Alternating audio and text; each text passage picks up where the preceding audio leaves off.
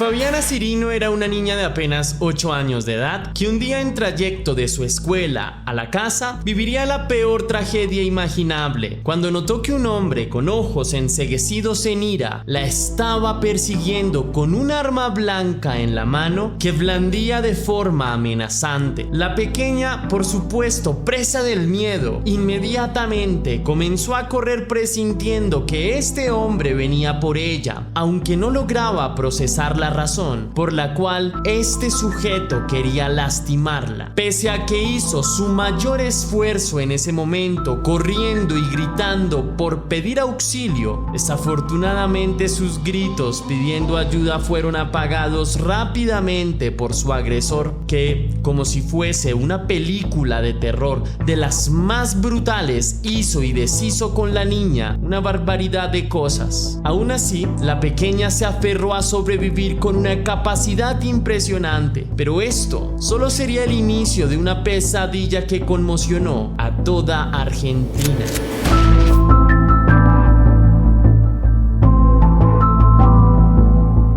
Antes de iniciar, quiero enviar un saludo muy especial y cósmico a una leyenda, Arturo Dagua, que me escribió: "Tú eres mi rockstar del misterio. Gracias por acompañarme en mis momentos de labores de casa o viajando. Tu forma de compartir cada caso de una forma tan respetuosa y reflexiva muestra tu gran don de locución tan periodísticamente pulida y carismática. Mil gracias, mi leyenda, por tus palabras tan bonitas para mí. Las recibo con mucha felicidad, pero también con enorme gratitud. Aprecio que me veas de esa forma, con esa lectura tan bonita, y que puedas sintonizar los casos en tu día a día. Te deseo lo mejor en la vida y espero que goces de una infinidad de bendiciones para ti y para tu familia. Te envío un gran abrazo cósmico". Ahora sí, comencemos con el relato de hoy.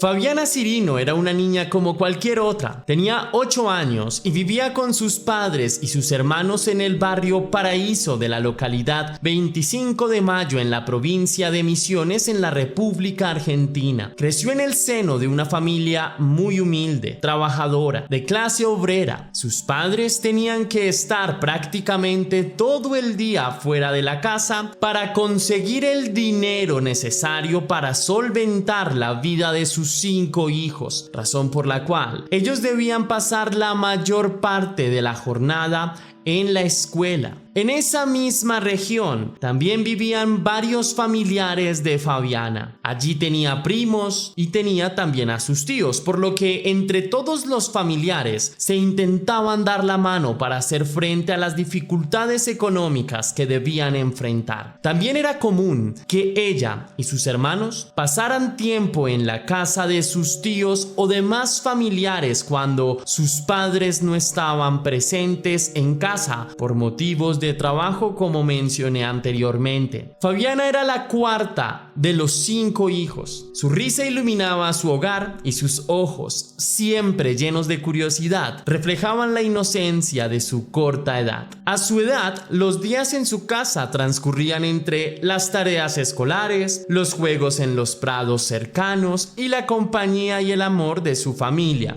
incluyendo desde luego a sus tíos y primos, pues aunque sus padres eran de origen muy humilde, le brindaban a sus hijos toda la atención y el amor del cual podían disponer. A Fabiana, al igual que a sus hermanos, les gustaba ir al colegio. También disfrutaba mucho de las actividades al aire libre y del dibujo o las manualidades. Estos eran los intereses en los cuales ocupaba la mayor parte de su tiempo. Su vida, en términos generales, apenas estaba empezando a tomar vuelo. Estaba aprendiendo todavía las cosas más esenciales, pero ya se notaba en su mirada un destello de astucia. Su carácter era alegre y a menudo ha sido descrita como una niña muy amable y bondadosa con todos sus compañeros de colegio. Sus profesores también sentían hacia ella un enorme afecto, pues era disciplinada y bastante servicial.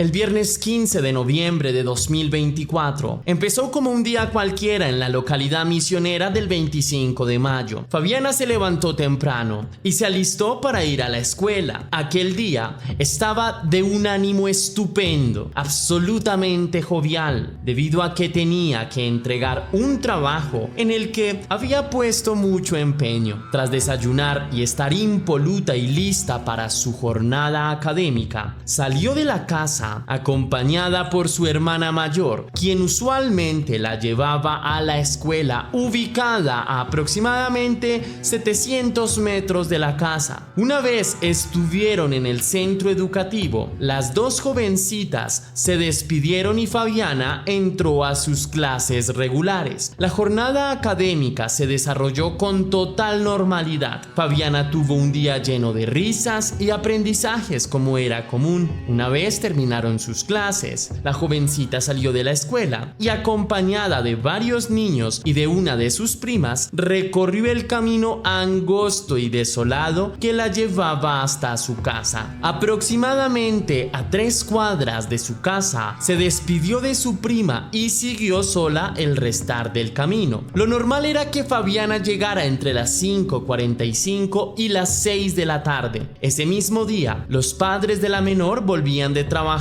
la tierra. Durante el trayecto se encontraron con un hombre conocido en la zona y al que la mayoría de personas prefería evitar por su comportamiento extraño y por su exceso en el consumo de sustancias ilegales. El sujeto les ofreció un machete y una lámpara. Según les dijo, necesitaba algo de dinero. No obstante, los padres de Fabiana le dijeron que no. Aunque no se llevaban mal con él, siempre habían tratado de mantener el contacto al mínimo, pues no querían que el sujeto se sintiera en confianza con ellos. El trato durante mucho tiempo no pasó nunca de un educado y respetuoso saludo. Después de esto, el sujeto simplemente continuó con su camino. Los padres de Fabiana llegaron a la casa a las 6:30 de la tarde y lo primero que notaron es que la jovencita no estaba allí. Camila Chunque, madre de Fabiana, preguntó a una de sus hijas mayores, la que usualmente la traía y la llevaba del colegio, si no había llegado. La joven de 15 años de edad le indicó que Fabiana aún no había llegado y le recordó a su madre que ese día ella no había podido ir a recogerla. La incertidumbre creció en casa rápidamente, pues la niña no solía tardar tanto en el trayecto. Camila le ordenó a sus 4 hijos que salieran a buscar si ella estaba cerca o en la casa de algún familiar o amigo. Los 4 menores salieron de casa y trataron de desandar los pasos que los llevaban hasta el colegio de Fabiana para tratar de identificar si habían rastros de ella. La noche empezaba a caer y la oscuridad se empezaba a hacer cada vez más grande. Mientras la hermana de Fabiana caminaba por aquel camino, divisó algo que inmediatamente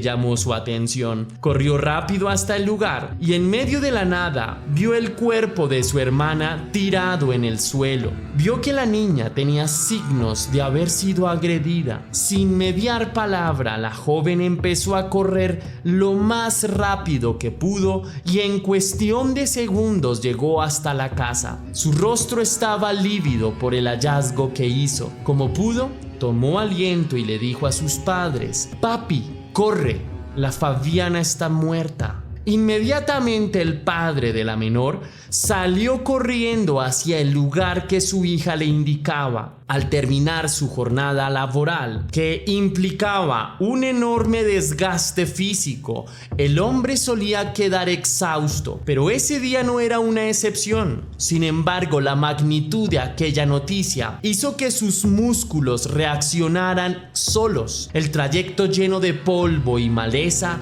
lo recorrió en cuestión de segundos. Agitado y con el rostro repleto de ira y pena, vio a su hija, quien yacía en el suelo al borde de la muerte. A simple vista, Fabiana tenía múltiples heridas con arma blanca y de su cuerpo entero manaba un hilo caliente y carmesí. Para sorpresa del hombre, la niña no solo estaba con vida, sino que también estaba consciente. Su respiración se entrecortaba y le resultaba difícil hilar las palabras. Su padre le preguntó quién le había hecho eso. La niña hizo acopio de todas sus fuerzas y como pudo dijo: "Papi, Nani me hizo eso". La niña repetía maquinalmente una y otra vez esta misma frase. De sus ojos no manaban lágrimas, no se quejaba y parecía que ni siquiera entendía todo lo que estaba sucediendo. Su padre, en cambio, era plenamente consciente de lo que sucedía e inmediatamente rompió el pánico silencioso que parecía flotar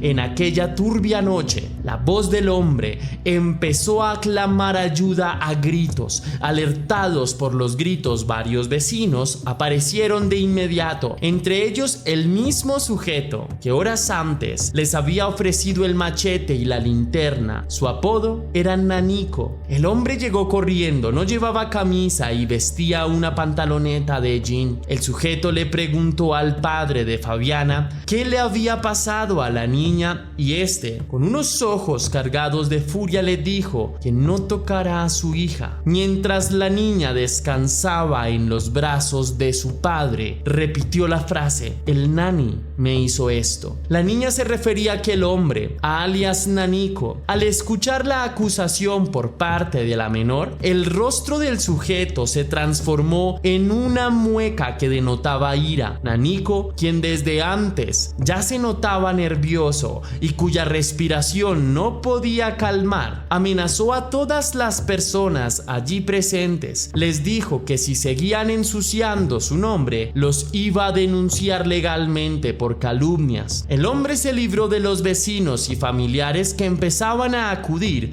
al lugar y desde luego, minutos después se escapó.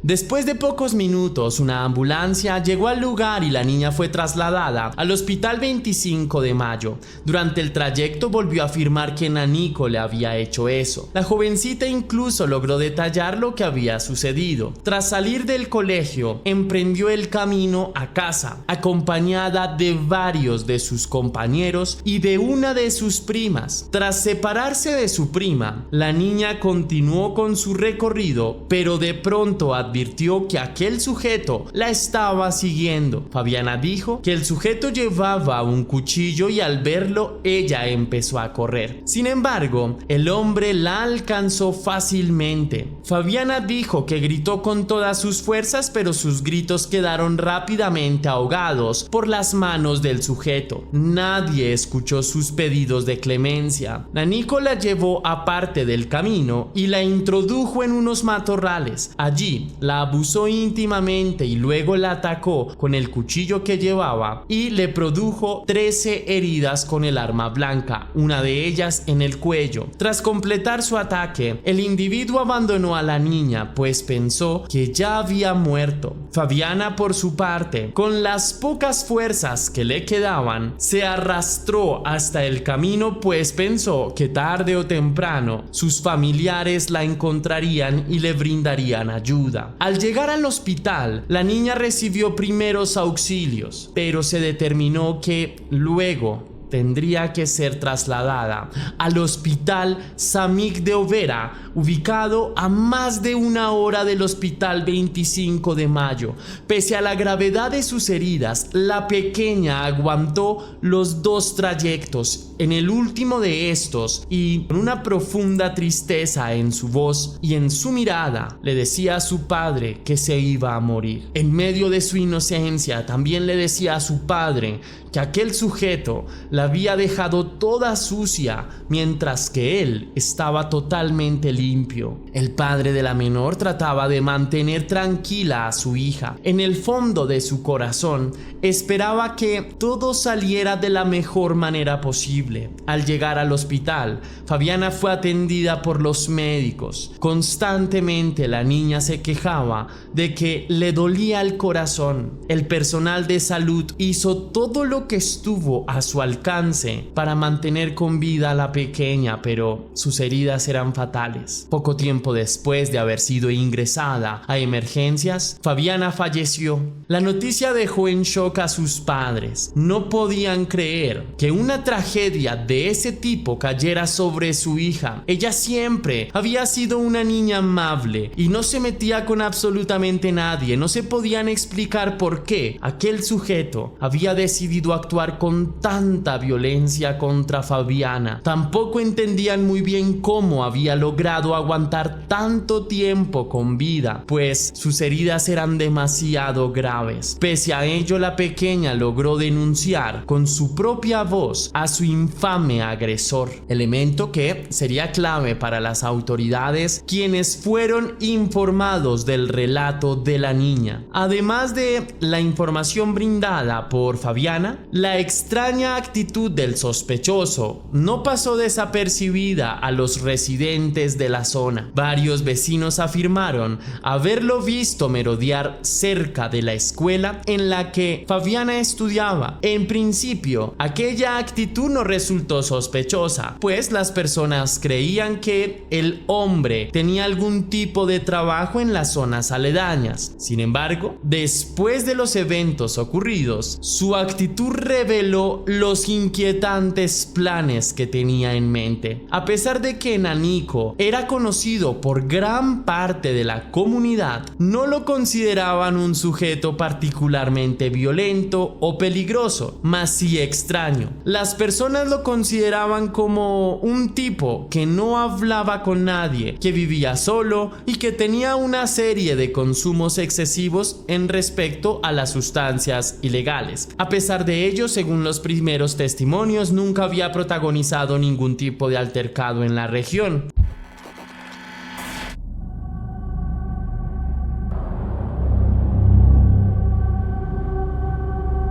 De manera inmediata, las autoridades empezaron a investigar el caso, debido a que eran muchas las personas que habían escuchado el testimonio de Fabiana. Prácticamente no quedaban dudas sobre la culpabilidad de Nanico en el crimen. Las autoridades, sin mayor dilación, montaron un enorme operativo y el sujeto fue capturado mientras estaba en su casa. El hogar del sujeto también fue allanado. Al interior se encontraron juguetes, caramelos, ropa manchada de sangre y varios cuchillos. Todos estos objetos fueron enviados a peritaje forense. Por otra parte, cuando el sujeto fue cuestionado sobre su implicación en el crimen de Fabiana, aceptó su culpabilidad. El camino entre la escuela y la casa de Fabiana, ese trayecto que tantas veces la niña llena de alegría había hecho acompañada de sus familiares, se convirtió en un espacio lleno de dolor para toda la familia desde ese momento. En los días siguientes, las autoridades recorrieron innumerables veces aquel camino para recolectar evidencias. La escena del crimen fue examinada con detenimiento y de ella los investigadores extrajeron todas las evidencias posibles para asegurar la condena del atacante. Desde el momento en que la policía tomó conocimiento del caso de Fabiana, un equipo de expertos, entre ellos peritos de la policía científica, un bioquímico y un médico policial, trabajaron incansablemente en el sitio del crimen. Cada indicio encontrado en el lugar donde se descubrió a Fabiana se volvió vital para entender la secuencia de eventos que llevaron a ese momento culminante de horror. Por otra parte, las autoridades también indagaron los antecedentes penales del principal sospechoso. Su nombre real es Marcelo Daniel Müller y en el momento de los hechos tenía 34 años de edad. Las autoridades descubrieron que el sujeto había tenido problemas previos con la ley, especialmente con temas relacionados a las sustancias ilegales. Por lo poco que se sabe al respecto, el sujeto no tenía más cargos en curso. En cuanto a la autopsia de Fabiana, familia, esta determinó que la menor sufrió en total 13 ataques con arma blanca. La más certera de ellas la recibió en el cuello. La causa de su muerte fue un shock hipovolémico producido por la hemorragia de sus heridas. Asimismo, se confirmó que la niña fue abusada íntimamente. Las autoridades esperan obtener pruebas de ADN para luego contrastarlas con pruebas genéticas del agresor. Un nexo indisoluble une la tragedia de Fabiana con el grito por justicia de sus padres y vecinos, quienes, en medio de la desolación, no solo buscan respuestas, sino también la seguridad de que este tipo de sucesos no vuelvan a repetirse en su comunidad. La memoria de Fabiana, dulcemente vivaz, cobra vida en cada manifestación de apoyo y en cada mensaje de tristeza compartido en las plataformas digitales. El lamento por la pérdida de una niña inocente reverbera más allá de las fronteras del 25 de mayo, pues a pesar de que el caso no se mediatizó de la forma